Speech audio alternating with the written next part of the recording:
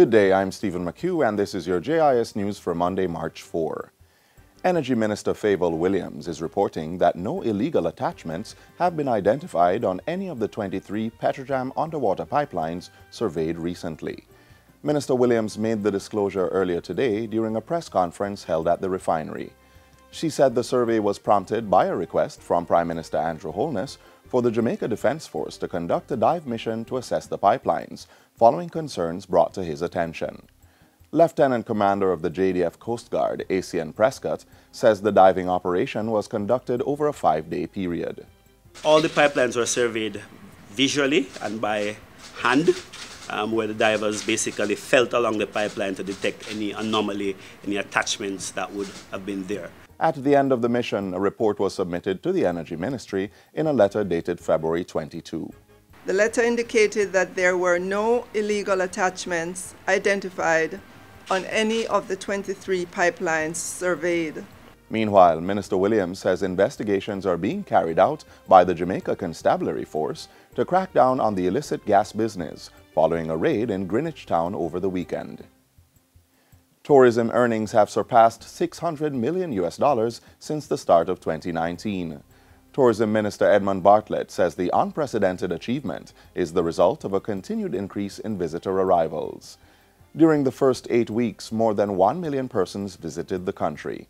We talk about the earnings, and then people talk about the retention. And it is things like these that we're doing with these festivals that make the retention happen. Because the visitor comes to consume our cultural products.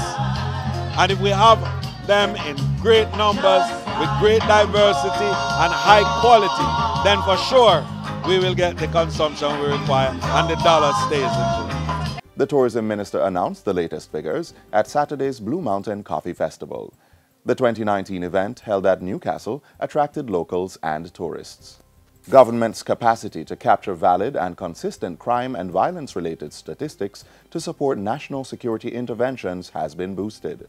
On Thursday, the National Security Ministry signed a Memorandum of Understanding with the Jamaica Social Investment Fund, JSIF, to improve the coverage, range, and distribution of data collected by the Jamaica Crime Observatory.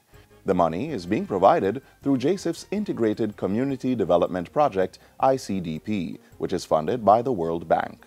Now more than ever, there is a need to bolster our crime surveillance capacity to contribute towards improved management of our urban spaces as well as public safety. The Crime Observatory collects data on 7 crime and violence categories, namely murder, shooting, sexual offense, robbery, fatal shootings, traffic fatalities, and suicide.